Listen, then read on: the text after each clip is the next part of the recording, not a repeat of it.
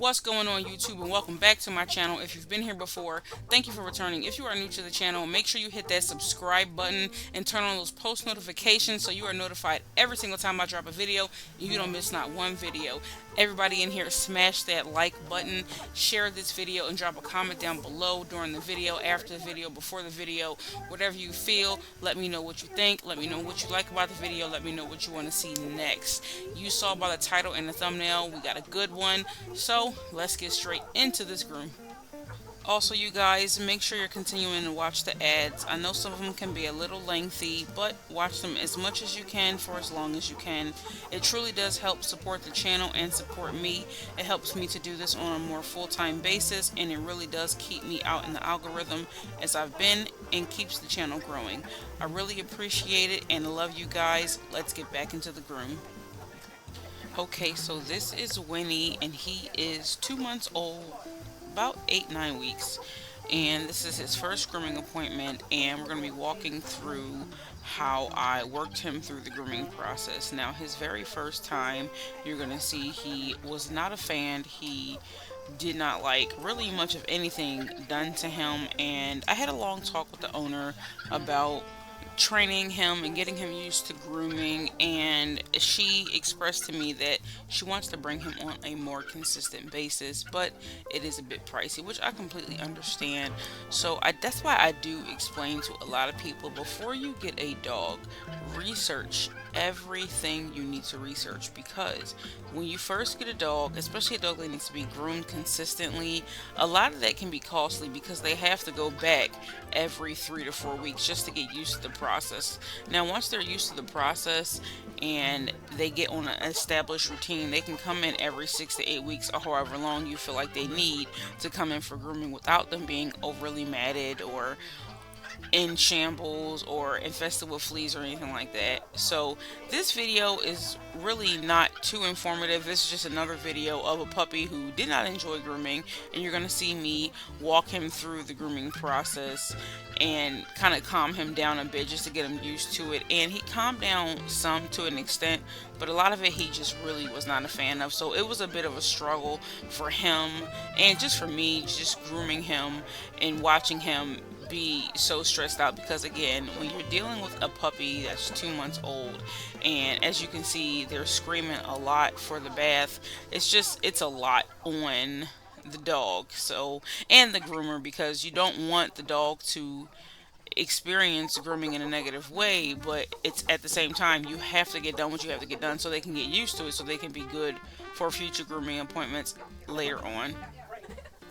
Now, what I do want to talk about, the reason why I kept the water on him for so long is because you don't want to take the water off the puppy when the puppy is screaming, because then they think, okay, you took the water off of me while I was screaming. If you put it back on, I'm going to scream again, so you can stop doing what you're doing.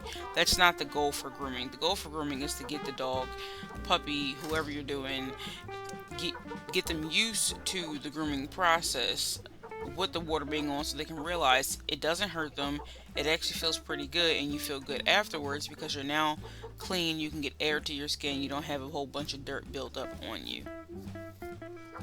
So that is why I kept the water on his chin and on his cheeks and the top of his head for so long. I waited until he calmed down to then turn the water off, so he realizes, okay, once I calm down, I get the water turned off. So as you can see, he's currently swimming for me washing his feet because he wants me to put him down. And again, for the people in the comments, this video is sped up for editing purposes and for time purposes. So everything that you're seeing is actually a lot slower than it really is. Also, this weekend I'm going to be recording the raw diet, and I'm going to be putting that up on the channel next week for you guys to see. Well, it may go up next week, it may go up the week after next. I typically edit my videos for the following week on the weekend prior, so it may not go up next week, but it probably will go up the weekend after next. So you are getting a video for the raw diet, and you will get a video for the dog treats, for the fiber boosting dog treats that I do for my dogs, and that'll be up on the channel within the next coming weeks. So when you get a puppy, just know that when they are young, it is best that they come in every, probably in between 2 to 4 weeks for grooming so they can get used to it, because puppies quickly forget things that are going on, and they forget different experiences unless it is close together, which is why puppies need consistency. So a lot of groomers will recommend them come in anywhere between 2 to 4 weeks. I think the sweet spot is right around 3 weeks, because it's not too soon and it's not too late for the puppy. So it's right around about 3.5 weeks is usually what I recommend for people to come in. If you can see, I'm back to rinsing his face now, and he is not happy about it. He's trying not to get it done, but again, with consistent, like, no, you're okay, calm down, it's not hurting you, relax, calm down. No baby talk when you're trying to train a puppy. Only when they're doing good do you want to enforce that high pitched good job or good job, different things like that when they're doing good. But when they're not doing well, when you're trying to get into that mode of focus, you don't want to, no, it's okay, good job. You don't want to reward bad behavior. So for people who are saying you should say good job instead of you're okay, no, I should not say good job, because then the puppy is thinking, okay, I'm doing a good job by screaming. No, you're not doing a good job. But you also don't want to drastically scold the puppy either. So you want to be mindful about what you say, because again, dogs associate words and actions. So you want to be very careful about how you're saying it and what you're saying to puppies when you are training them. And one thing I want to say for people, some people bring in dog food or dog treats for their dog. It is not a good idea for your dog to get food during the grooming process, because the warm water during the bath is just going to make them regurgitate it right back up. So for the people who bring in dog treats or a bag of dog food and say, here, give this to them while they're there, we're not going to do it, because it's just going to make them sick while they're there. Think about when you go swimming, there is a certain time period that you have to wait before you get back in the pool after eating. It's kind of the same for dogs, but for dogs, we typically recommend not giving them breakfast before their grooming appointment, especially if their grooming appointment is first thing in the morning. So if their appointment is like 8:30, 9 o'clock in the morning, do not give them breakfast, because they're just going to throw that right back up during the bath, because the warm water on their stomach makes them regurgitate it back up. Now, if their appointment is later on in the day, then breakfast is fine. But try not to give them breakfast first thing in the morning if their appointment is first thing in the morning. It's not a good idea. And some people are like, well, he's going to be hungry. The dog's going to be this. The dog's going to be that. The dog is going to be fine. I guarantee you your dog is going to be fine. It makes it worse on them, because as much as we try and prevent it, dogs swallow water during the bath. We try and prevent it, but it happens. It's just one of those things that actually happens, where that we cannot prevent, because dogs open their mouths, or they get water in the corner of their lips and they swallow it, and that makes them regurgitate the food back up. So it's better that they get washed on an empty stomach as opposed to a full stomach. See, right now he's fighting, he's barking, and he's, well, attempting to bark, I should say, because he doesn't want the water on his face. And because he's flailing around, he is drinking some water while he's doing that. As much as I'm trying to prevent it, and I'm trying to put the water in different areas where he won't, he's throwing his body around and he's drinking water. Even dogs that just simply sit there, as much as we try, again, they're still going to get water. So it's best just not to feed them all together. Now, in terms of behavior wise, when they're reacting this way, you do not want to remove the water. You want to keep it on them, but not necessarily near their mouth, so they don't swallow that much water.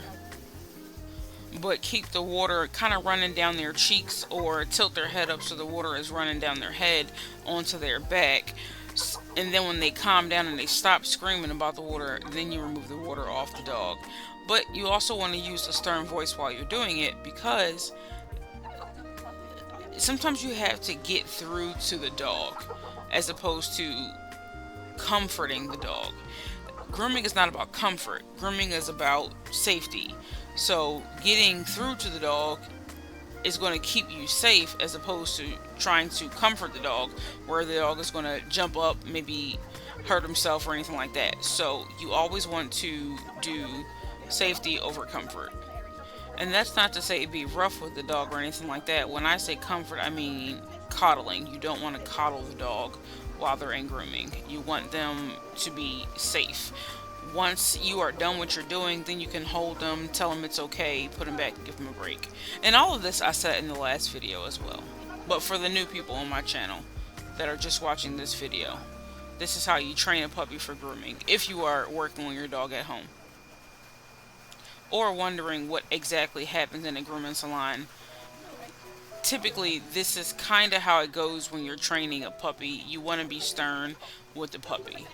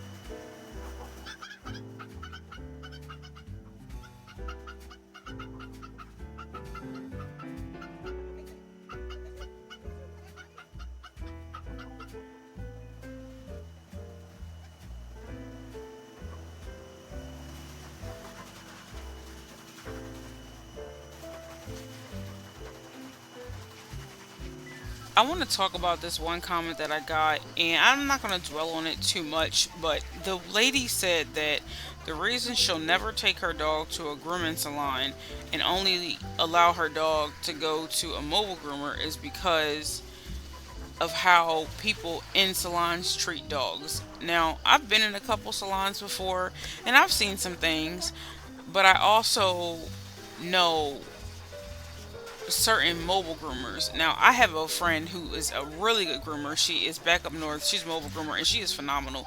She is just as sweet, if not sweeter, to the dogs than I am. Now, I do know other mobile groomers, and let me just say, the same thing that you think, quote unquote, think happens inside of a regular grooming salon where you drop your dog off is the same thing that happens in a mobile truck. They're still grooming the dogs.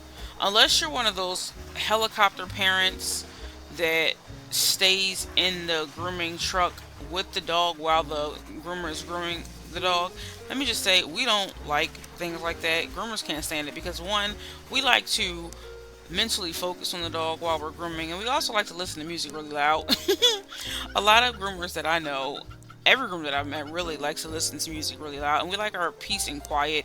And typically when a customer is sitting with us watching us groom their dog, they're typically just talking. And most groomers, because I've met some talkative groomers, but most groomers don't really like to talk that much. We like to groom our dogs, which is why we work with dogs, because we can talk to the dog. We know they're not going to talk back and talk our ear off, if that makes sense. So most groomers like their peace while they're grooming their dog. Certain things, when you use a mom voice towards a dog, certain pet parents don't understand that because they're like, "Oh, you're yelling at the dog." No, I'm being stern with the dog so the dog doesn't get hurt. I'm dealing with sharp scissors here. I'm dealing with clippers here. Different things like that. So what you're getting from a standing grooming salon can be the same exact thing that you're getting from a mobile truck. Now, I'm not saying that in a negative way. I'm just saying most of the mobile groomers came from a standing salon. So to say that comment is kind of ridiculous because the same person, like I said, that's grooming your dog in a mobile truck came from a standing salon. So whatever behavior she had in that salon, she's going to have in her mobile truck. Now, like I said, I know a lot of phenomenal groomers, and for the most part, what I've seen, groomers don't abuse dogs that I've seen. I'm not saying that there are groomers out there that don't. I'm saying what I've seen. I've seen a lot of really, really good educated groomers who know what they're doing, who know what they're talking about, who know how to handle dogs and puppies and things like that. So when somebody makes a negative comment about a grooming salon as opposed to a mobile truck, sweetie, it is the same person. They're just in a different setting, and that is all.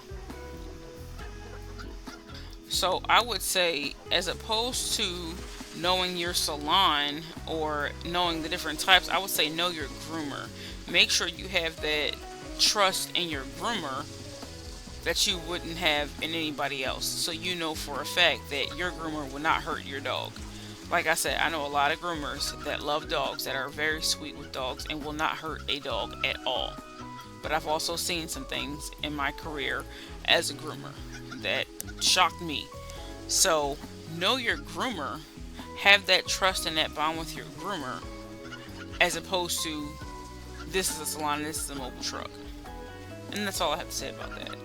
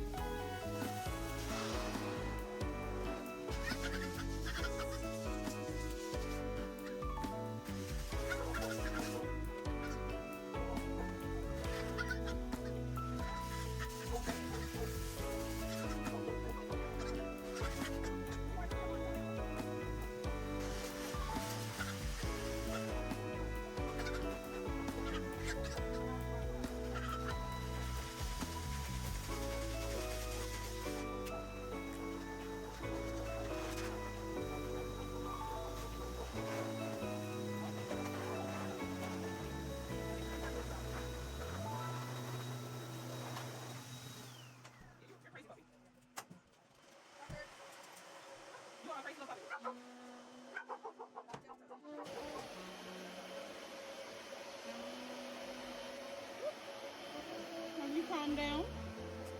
Did you calm down yet? Okay, let's go. Yeah, you a wild puppy? Aren't you a wild puppy? Yeah, you are. Now you chilling because I'm holding you, huh? They must hold you all the time at home.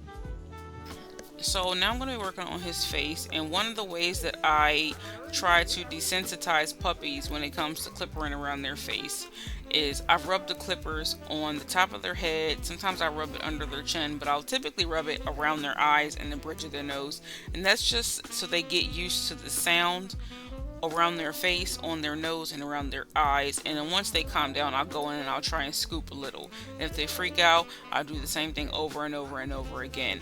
But I won't go through and do a scoop of the eyes with the clippers if they're jerking around, because I can poke them in the eye. Now, for people who keep asking me why I don't use just scissors around the face, when you are dealing with a dog, and a lot of people ask me in the video with Ashi when his eye was caked shut with his allergies. A lot of people ask me, why didn't you use scissors? That could have been a lot quicker. Why didn't you use scissors? I'm sure that was safer. No, scissors are not safer. Scissors are actually way more dangerous than clippers. When you are using scissors on a dog like this, a puppy that is moving around, jumping around, bouncing around, trying to back up off the table, trying to get you to stop doing what you're doing, once you're in the motion of closing those scissors, there's really not much reflex that you can do to snatch it back. Scissors are very quick, they snip. So if he jerks, I can cut his eyelid, I can cut his eyeball, I can cut his nose, I can cut his skin, and that would traumatize him for grooming for the rest of his life, because he got cut on his very first time for grooming and it was traumatizing and it's something that hurt. You never want to use scissors on something like this. Now, in terms of Ashi with the eye gunk around his eye, scissors would have been a very, very bad choice because one, his eye gunk was caked to his skin. There was no give in between trying to get the scissors under it or scissors around it. You never use scissors to cut around the eye when you're dealing with something like that. Only when you are cutting the fur. But if you have something that's matted or caked so close to the eye, to the eyeball, you never ever ever use scissors. And scissors is actually one of the injuries that most pet parents at home cause on their dogs. I can't tell you how many times I've seen owners come in with their dog and was like, yeah, I tried to cut the mat out and he moved and I cut him. Yeah, because you're not supposed to use scissors to cut a mat out, because a mat is something super close to the skin. So if a dog has something matted around the eye, and that's for anybody that's going to ask me, why didn't you use scissors? I'm never going to use scissors on a dog that's jerking like this or to cut a mat out that's so close to the skin. I'm not going to do it. Now, splitting a mat, as I stated before, is something completely different. But when you are trying to remove something that is causing harm to the dog or causing discomfort to the dog or pain or anything like that, you never use scissors. You always use clippers. Clippers are the safest bet. Clippers I can take off really quickly. Like I said, once you're starting that motion of closing the scissors, if the dog moves, you're going to cut whatever the dog put in between those shears, because you're not going to expect it. Clippers, in order to cut a dog's skin or paw pad or flesh or anything like that, you have to press firmly on that, and that is how it gets cut. Scissors is very blunt, it's very quick because the shears are extremely sharp because we keep them sharpened. So in the end, clippers are much safer than scissors. Please stop asking me why I don't use scissors. I'm going to stop answering that.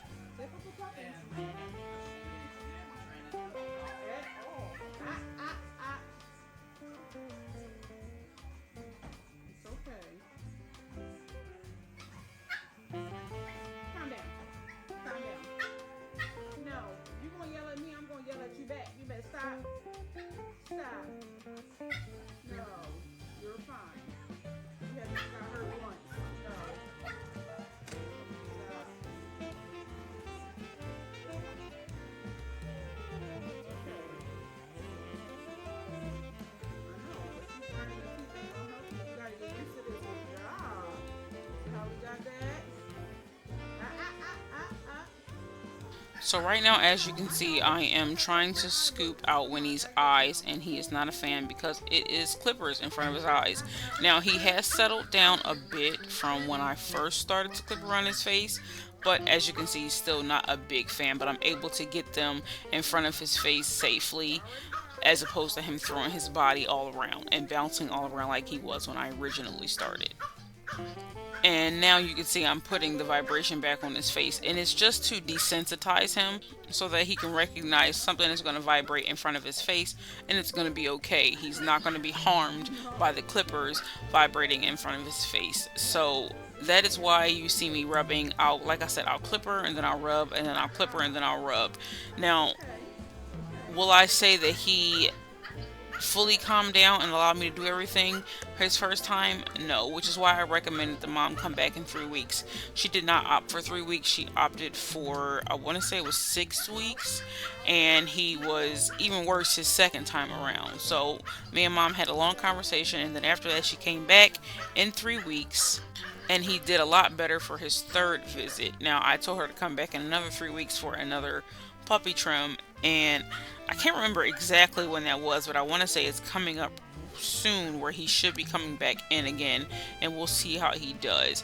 Again, I understand that grooming can be a little pricey, and grooming has definitely gone up this day and age, but everything has gone up in this day and age. So that's why I always tell people, research before you get a dog. See how much a dog is actually going to cost you.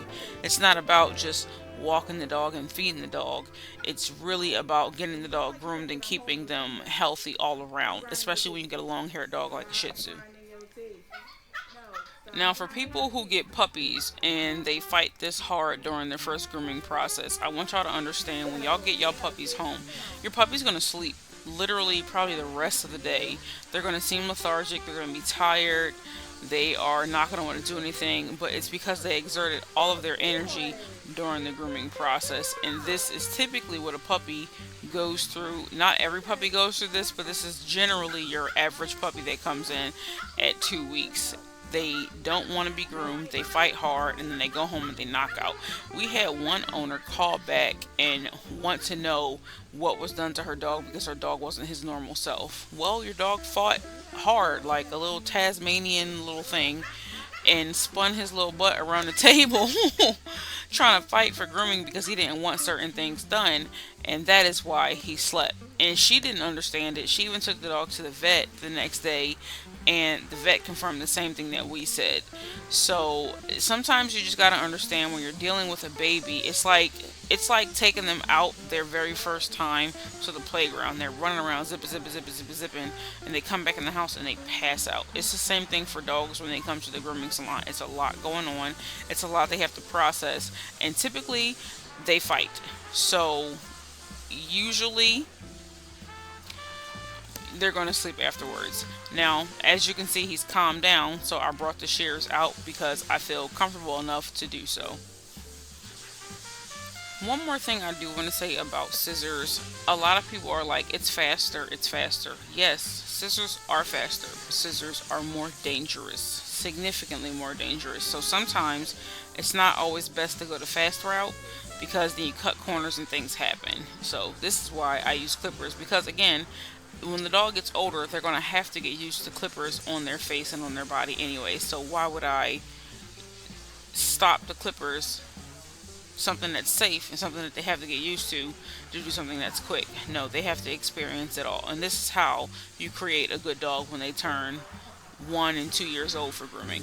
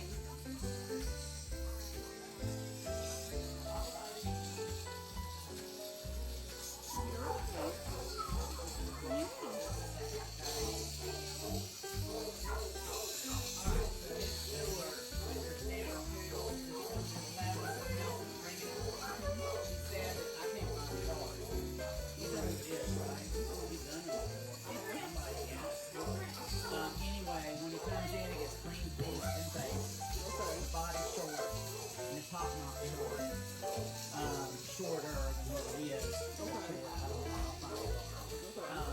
But you want to know how long it's going to take to rip. A few hours. It's gonna be a while. Yeah. But it comes with lessons, so maybe 3 o'clock at the latest.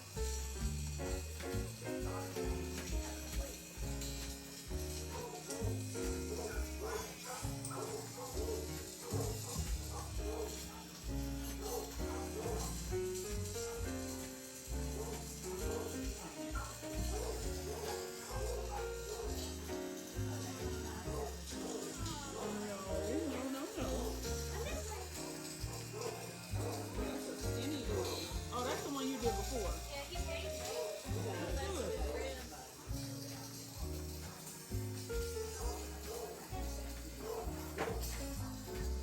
I know you mad. You always mad.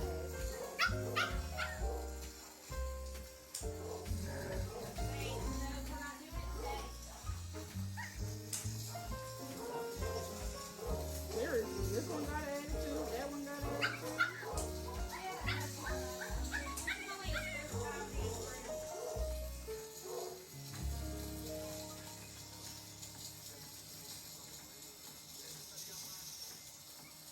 No.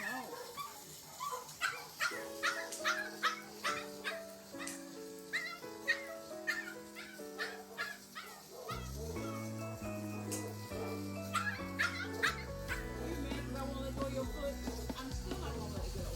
I'm gonna grab that one. Oh, Veda? Yeah, that's the. Maybe. No, she's not a husky. That big thing.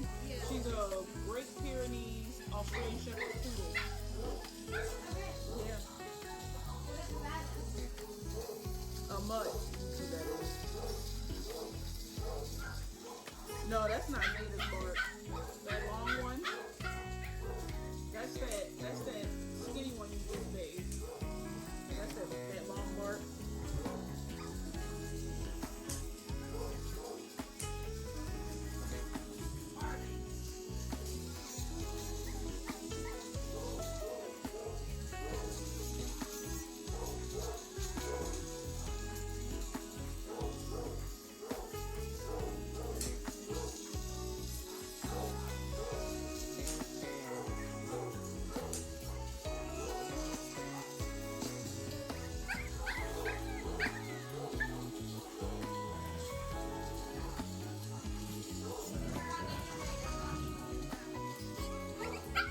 I know. You hate it.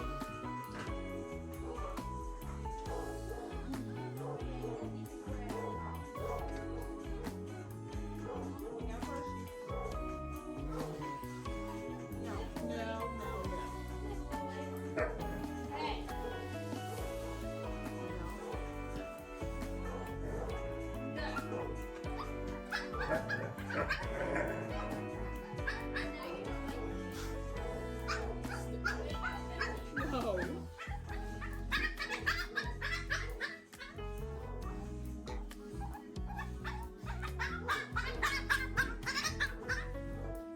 You can't be upset because I'm brushing you. I'm doing it as lightly as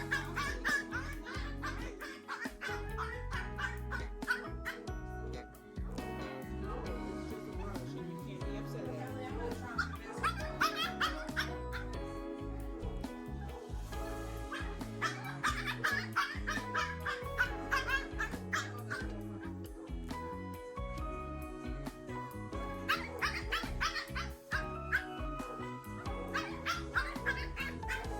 You cannot bite your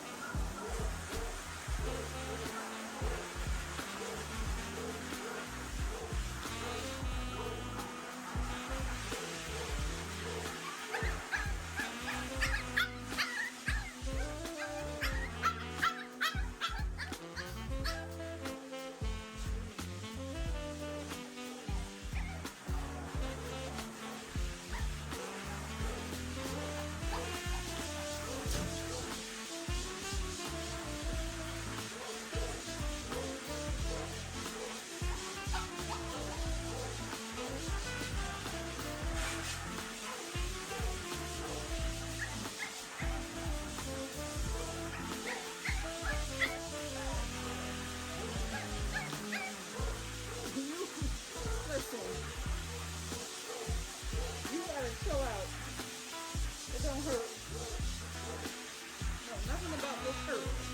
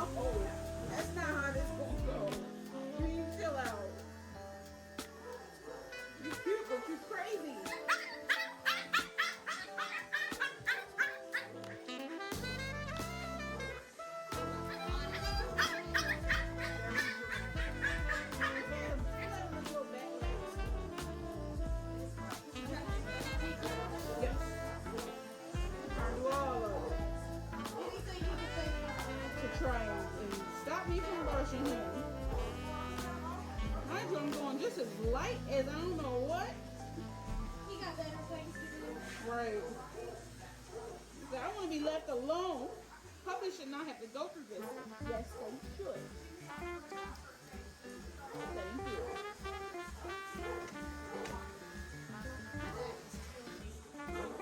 Yeah, I have a shoulder blade. No, I'm gonna brush it. I'm gonna brush it. I have a shoulder blade pain. And it's burning right now. All from a puppy.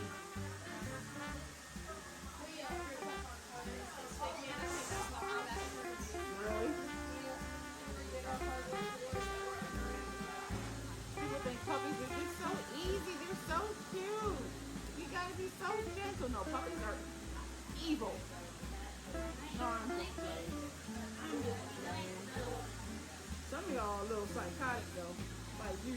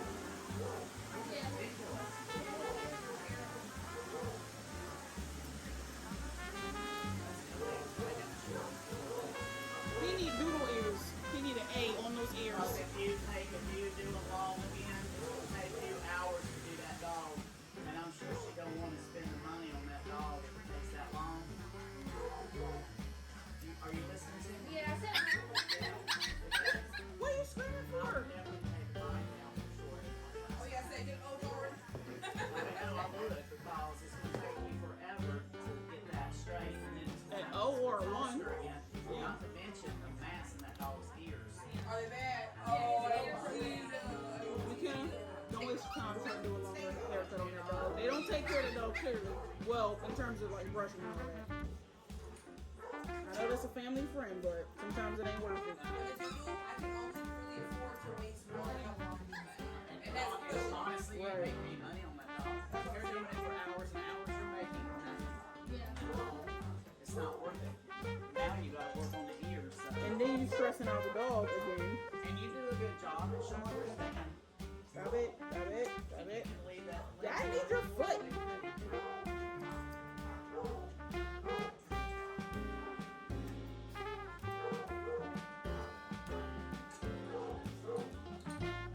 No, little egg so.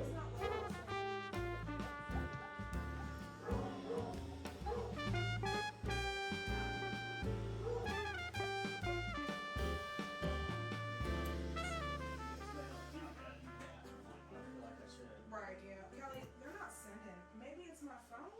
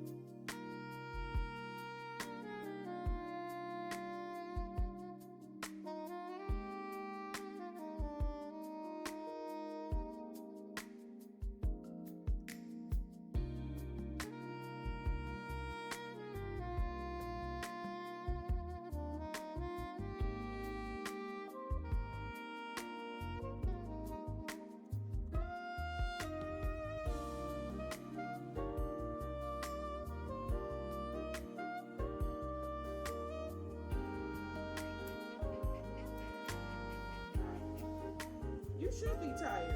All that screaming and acting up when you're doing.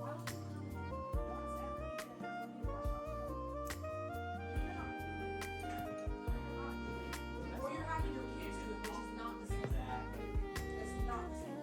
You can actually offer that to a league. Right. No, No, we that's- have offered it to him every 2 Not to weeks. mention, he always books and cancels because he travels all the So time. you don't even really know if they're brushing the dog. And Stop as soon as clenching your little foot. So they're letting it get matted, and then they're brushing it as it's growing out. So you're getting nothing tangled on the outside, but it's already matted to the skin. I don't know. I'm afraid he's gonna hate me.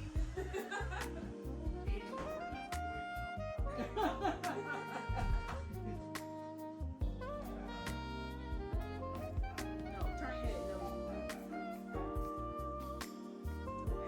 Sit. I'd be mad at you. You should be happy. Your family wasn't gonna do it.